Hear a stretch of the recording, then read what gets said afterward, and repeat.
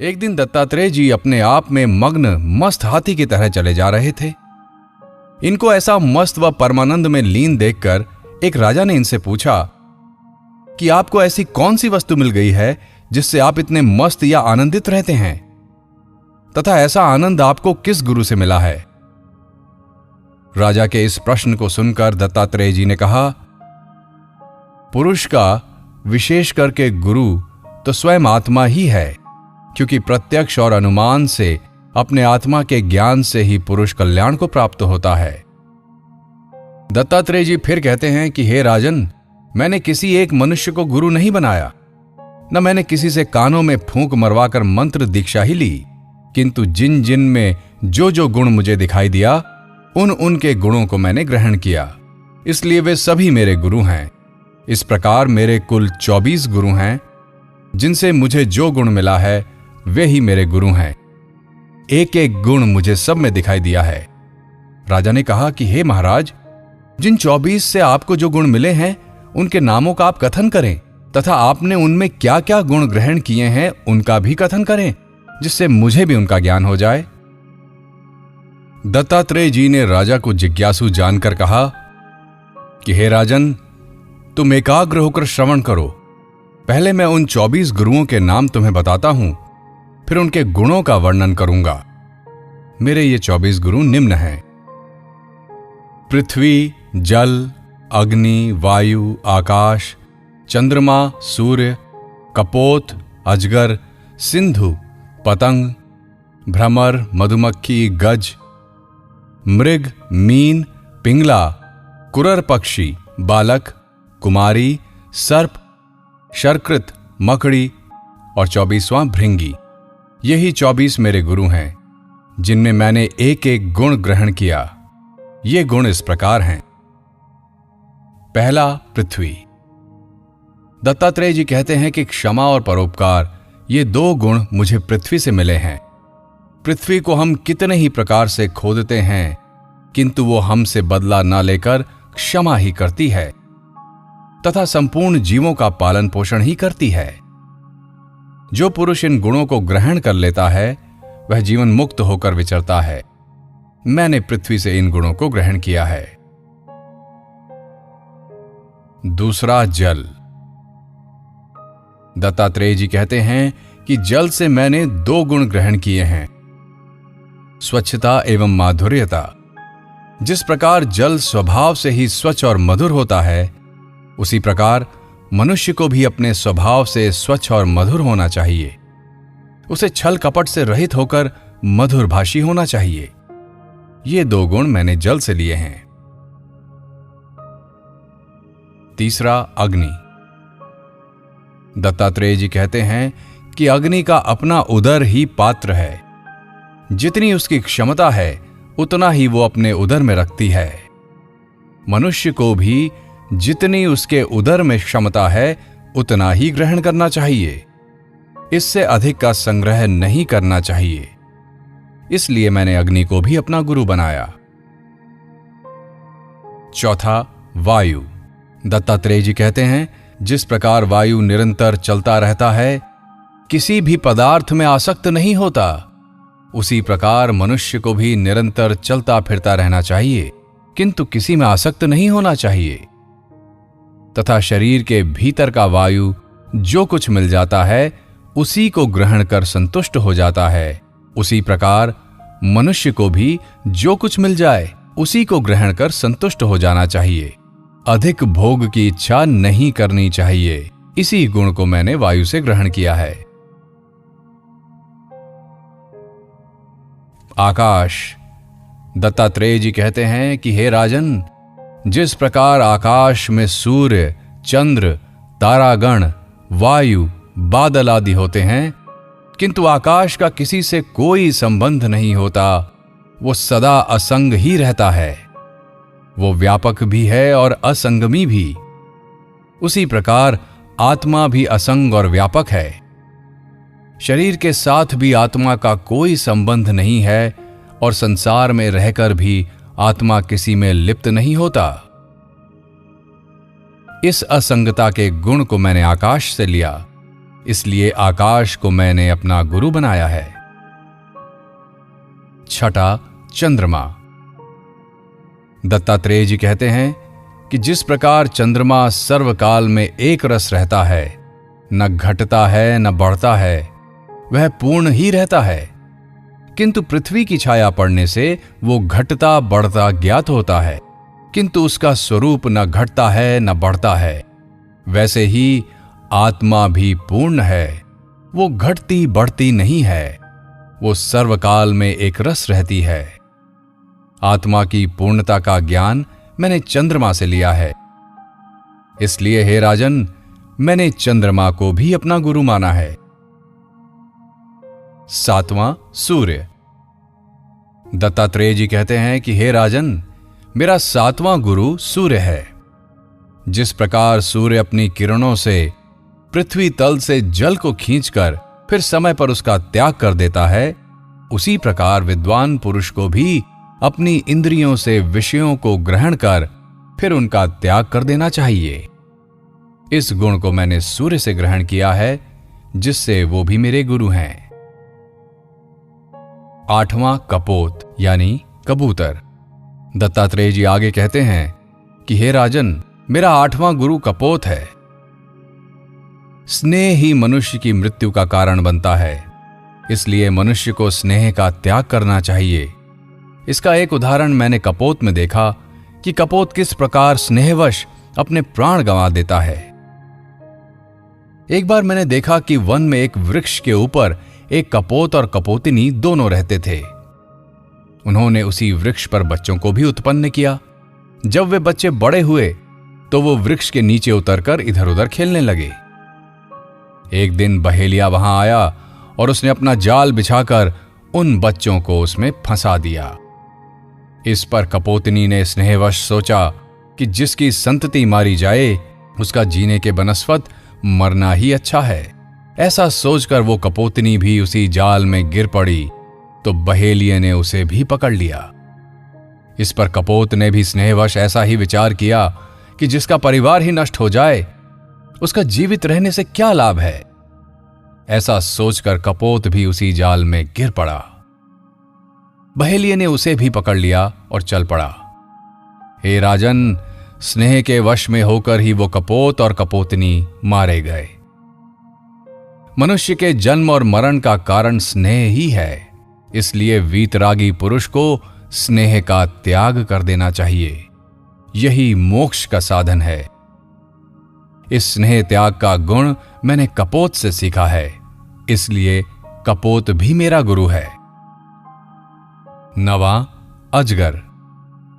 दत्तात्रेय जी कहते हैं कि जिस प्रकार अजगर एक स्थान पर पड़ा रहता है और अपने भोजन के लिए भी यत्न नहीं करता, जो कुछ उसे दैव योग से मिल जाता है उसी से संतुष्ट रहता है, उससे अधिक की भी वो इच्छा नहीं करता, न संग्रह ही करता है।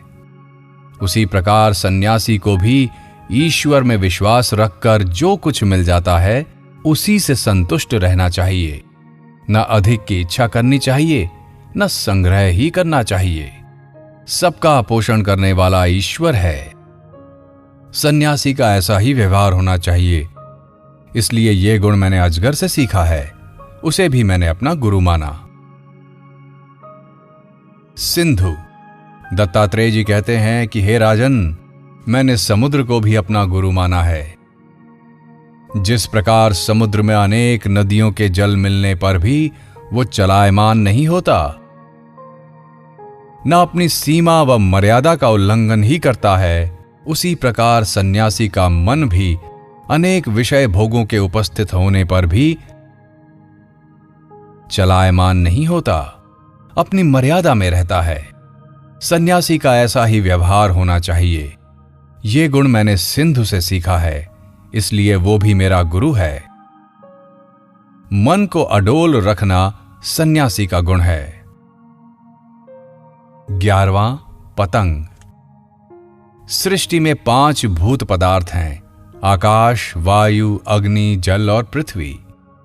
इनके 5 विषय हैं, आकाश का शब्द, वायु का स्पर्श, अग्नि का रूप, जल का रस और पृथ्वी की गंध।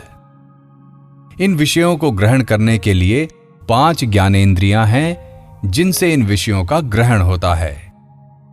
ये इंद्रियां हैं कान, त्वचा, आंखें, जिह्वा तथा नासिका। कान शब्द को ग्रहण करते हैं, त्वचा स्पर्श का अनुभव करती है, आंखें रूप को ग्रहण करती हैं, जिह्वा रस को ग्रहण करती है तथा नासिका गंध का अनुभव करती है।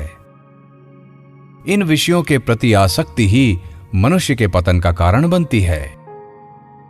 इसलिए सभी ज्ञानियों ने इन विषयों के प्रति आसक्ति के त्याग को ही मुक्ति का साधन माना है। इन विषयों के चंगुल में फंसे हुए की किस प्रकार दुर्गति होती है, दत्तात्रेय जी पतंगे का उदाहरण देकर कहते हैं कि जिस प्रकार पतंगा रूप से मोहित होकर दीपक अथवा अग्नि की ओर आकर्षित होकर अपने प्राण ही गवा देता है, उसी प्रकार मनुष्य स्त्री के रूप में मोहित होकर उसकी ओर आकर्षित होता है तो इससे उसकी मुक्ति संभव ही नहीं है। वो जन्म मृत्यु के चक्र से कभी छुटकारा नहीं पा सकता। अनित्य भोगों की ओर आकर्षित होने वाला नित्य भोगों से वंचित ही रहता है। इसीलिए ये गुण मैंने पतंगे से सीखा है, वो भी मेरे गुरु हैं। 12वां भ्रमर। जिस प्रकार भ्रमर गंध से प्रभावित होकर कमल के भीतर स्वयं फंस जाता है, दत्तात्रेय जी कहते हैं कि इसी प्रकार मनुष्य भी अपनी वासना के कारण स्वयं संसार में लिप्त रहता है, जिससे उसकी मुक्ति संभव ही नहीं है। इसलिए सन्यासी को इस आसक्ति का त्याग करना चाहिए। दूसरा कारण, जिस प्रकार भ्रमर भिन्न भिन्न पुष्पों पर जाकर उसका रस इकट्ठा करता है, उसी प्रकार सन्यासी को भी एक एक घर से एक एक रोटी का ग्रास लेकर अपना उदर भरना चाहिए। इसकी शिक्षा मैंने भ्रमर से ली, इसलिए उसे भी मैंने अपना गुरु माना। 13वां मधुमक्खी। दत्तात्रेय जी कहते हैं कि हे राजन, मधुमक्खी कितना विश्राम करके अपना छत्ता बनाती है तथा उसमें शहद जमा करती है, किंतु उसका लाभ वो नहीं उठा सकती।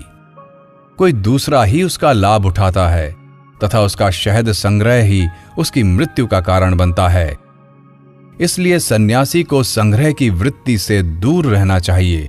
यह शिक्षा मैंने मधुमक्खी से ली, इसलिए उसे भी मैंने गुरु माना है। 14वां गज।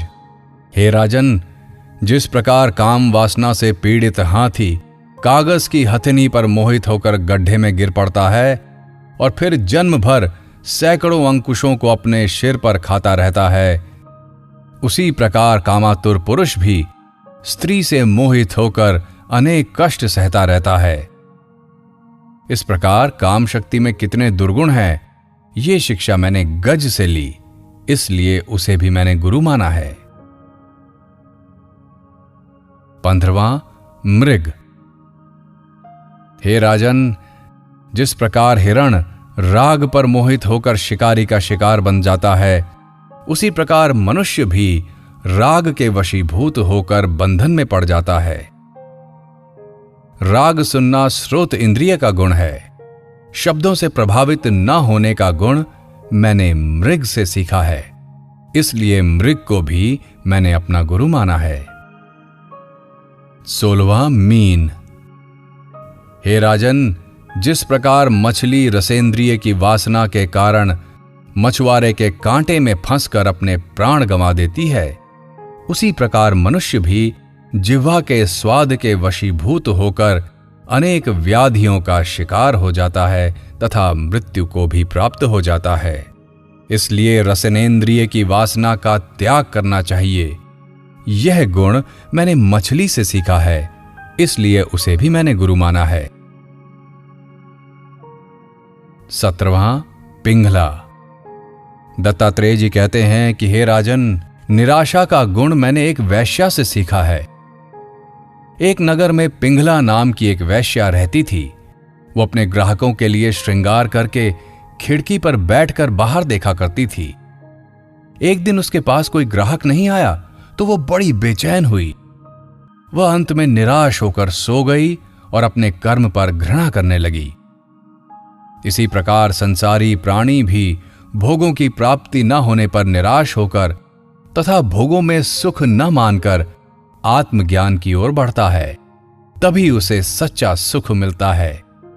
यह ज्ञान मैंने उस पिंगला वैश्या से सीखा, इसलिए वो भी मेरी गुरु है। 18वां कुरर पक्षी। दत्तात्रेय जी फिर कहते हैं कि हे राजन, कुरर नामक पक्षी से मैंने भोगों के त्याग से सुख प्राप्ति की शिक्षा ली, इसलिए मैंने उसे भी अपना गुरु माना। कुरर नामक एक पक्षी था, उसे कहीं से एक मांस का टुकड़ा मिल गया।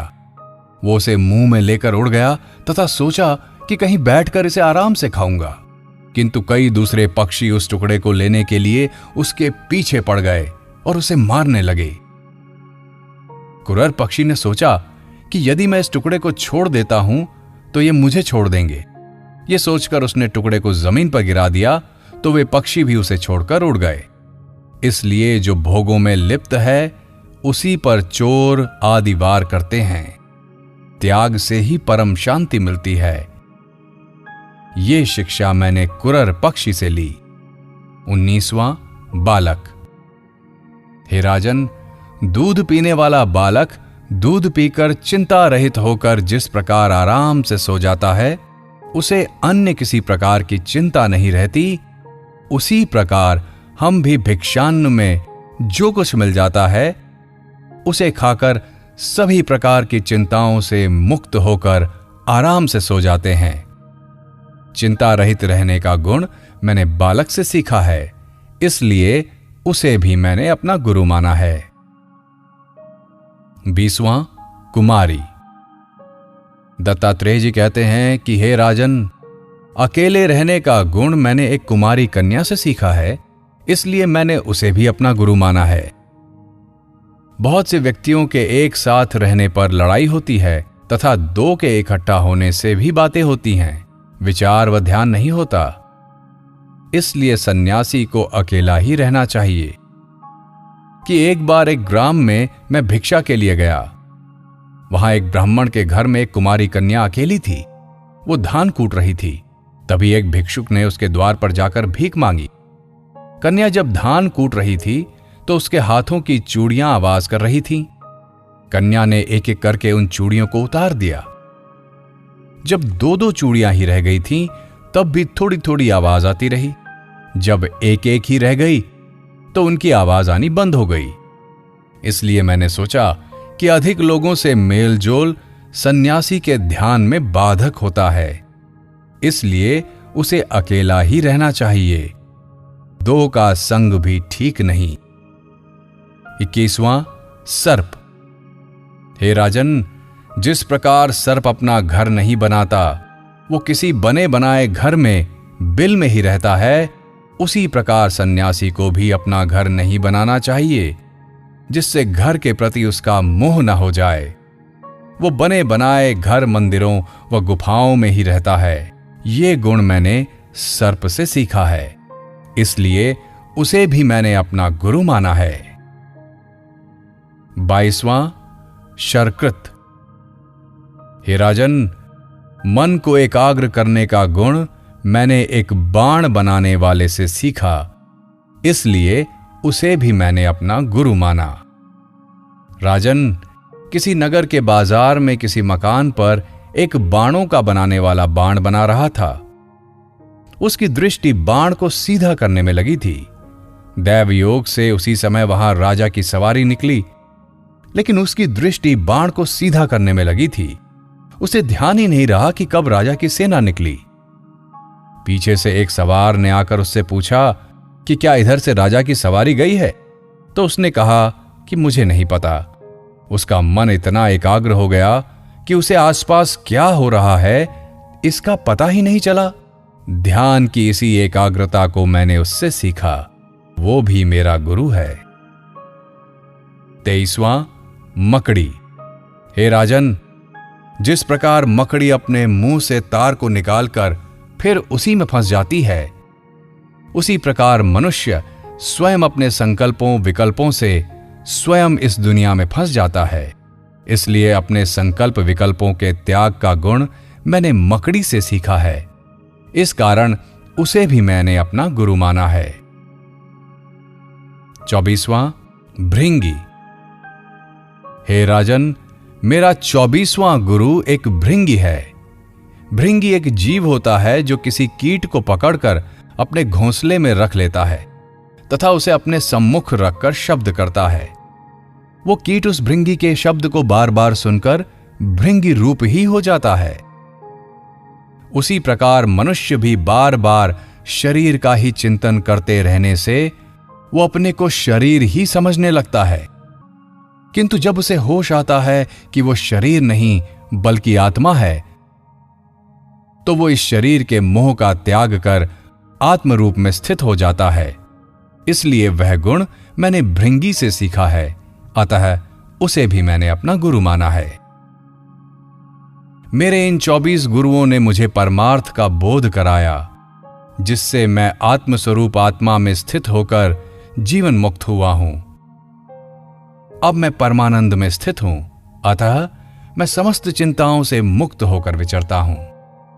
दत्तात्रेय जी के ज्ञानोपदेश को सुनकर राजा भी सांसारिक मोह को त्याग कर आत्मानंद का लाभ ले सका।